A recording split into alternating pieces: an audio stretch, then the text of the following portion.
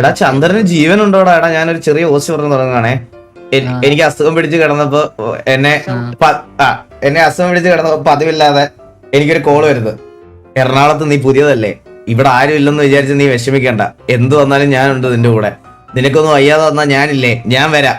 ഞാൻ പറഞ്ഞടാ വേണ്ട, ഇത് വൈറൽ ഫീവറാ, ഞാൻ പൊക്കോളാം, AC-ക്കകത്ത് ട്രാവൽ ചെയ്ത പ്രശ്നമാണ്, ഇമ്മ്യൂണിറ്റി കൂടുതലുള്ള എന്നെ പോലത്തെ ഒരു ജിംനാസ്റ്റിക് ആയിട്ടുള്ള ആളുടെ അടുത്ത് പറയാൻ കൊള്ളുന്ന വർത്താനമാണോ എന്ന് പറഞ്ഞത് മാത്രമേ എനിക്ക് ഓർമ്മയുള്ളൂ.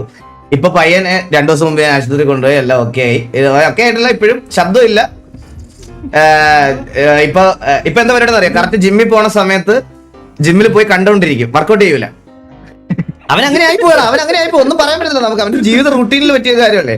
അപ്പൊ എന്തായാലും രാത്രി മോഹോയെ വിളിച്ചിട്ട് അണ്ണാ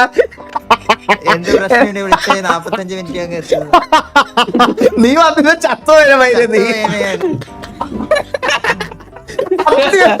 നേരെ നിൽക്കാൻ പോലും ആവുന്നില്ല അവൻ നീ ഉറപ്പായിട്ട് ചത്തന്. ഇപ്പോഴും ശരിയായിട്ടില്ല. ഇപ്പോഴും ഡോൾബി അറ്റ്മോസ് ആണ് എന്റെ ചുമ.